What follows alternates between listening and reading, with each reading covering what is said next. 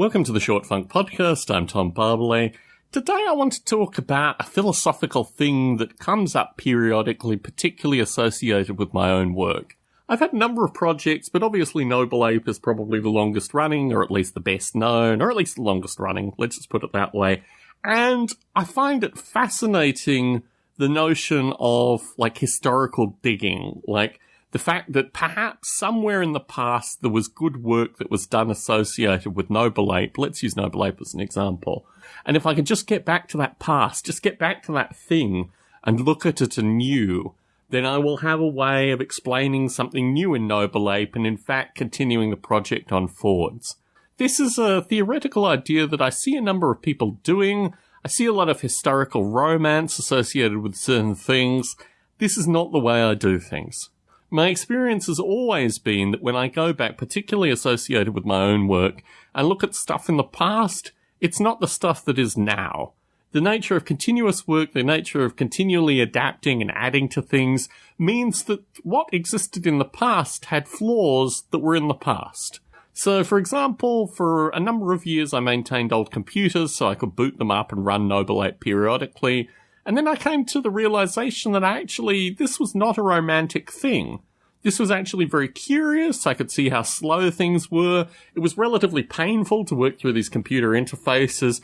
And the idea is that the contemporary computing that we have before us is the best format to run this technology. Now, you can do it with a wide variety of other things other than just software. But I often reflect, particularly on my writing, on a variety of things that have happened in the past that really I can't have this romantic view associated with it. Now, don't get me wrong. I have a number of things that I collect that are old and interesting to me, and I like reading old books. But there is something about the now, in particular associated with the information and the ideas that can propagate, which means that I can't look back misty-eyed on particular time frames.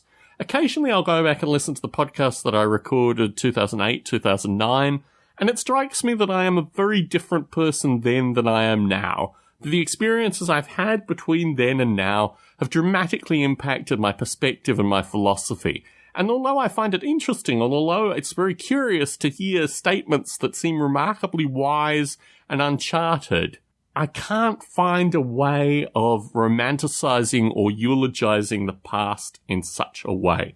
Now, as I noted, there are a number of things that I take from the past, a number of things that collect from the past, that interest me from the past, but practically a lot of the insights associated with the now have to be generated in a contemporary fashion. They need modern analysis. They need really up-to-the-minute analysis.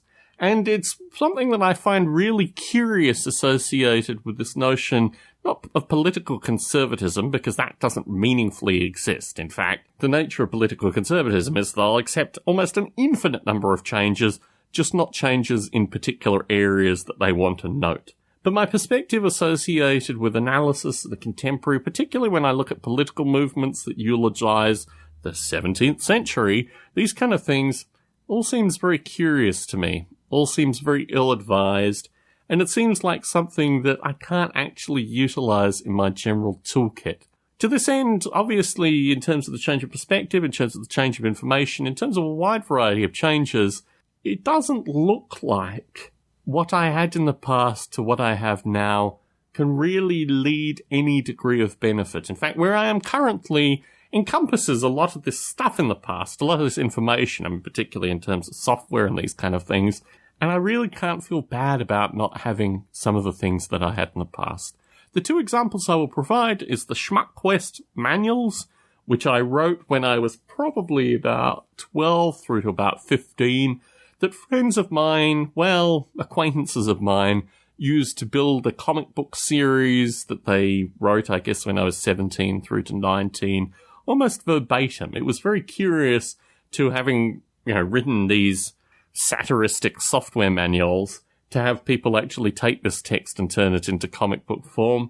The other thing I'll talk about is the field of chaos writing, because what I have done historically, what's available currently on Lulu and these kind of things, is a distillation of a lot of prior writing There are no copies of the old manuscripts of Field of Chaos. The old manuscripts of Field of Chaos had amazing drawings and kind of curious photos and a lot of strange computer art that I was developing at the time. They were designed to be as much aesthetic as they were readable.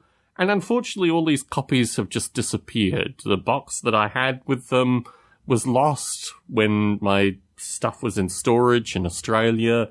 My friend who had a copy of it decided to pass the copy on to someone who was supposedly going to send it to me, disappeared completely. Who knows whatever happened to that.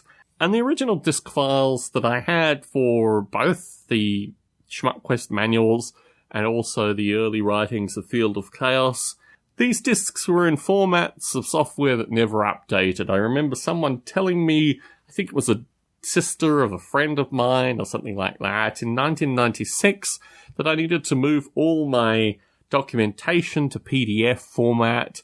I just thought, why would I want to put it in this curious Adobe format? Well, now we fast forward and we realize all the document formats that I used completely out of date now, and PDF might be, still could have been openable. But I didn't do the conversion at the time, and quite frankly, I don't know what benefit it would give me to have this information here now. On one of these old computers, before I donated it to charity, I was able to open up one of the SchmuckQuest manuals and read for about half an hour through the SchmuckQuest manuals and reflect on the humour and the period of time and all these things. I've never actually received the comic books that were generated by the SchmuckQuest manuals. I did see them, I just wasn't going to purchase them, and quite frankly, I didn't really want to carry them around. It was kind of a curious situation. I have communicated with the guy that drew the comic books, and he, said, oh yeah, I'll send you the manuals. He also has some old tapes of, rap music that I participated in, either that I DJ'd on or rapped on, which I did in 92 through to 94. And he has a lot of these original tapes which don't exist anymore, and he's never sent them to me. He's never copied them, never digitally copied them.